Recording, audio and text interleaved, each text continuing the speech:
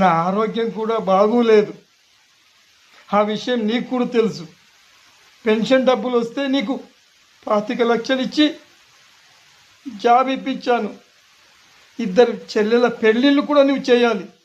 ఇకనైనా డ్యూటీ బాధ్యతాయుతంగా చెయ్యి.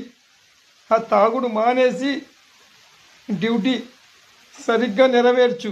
లేదంటే నిన్ను ఆ ఉద్యోగంలోంచి తీసేస్తారు. అప్పుడు నిన్ను ఎవడు ఆదుకునేవాడు కూడా ఉండడు. ఇక జాబ్ పోతే మళ్ళీ దొరకదురా. నా మాట విని చక్కగా డ్యూటీ చేసుకో.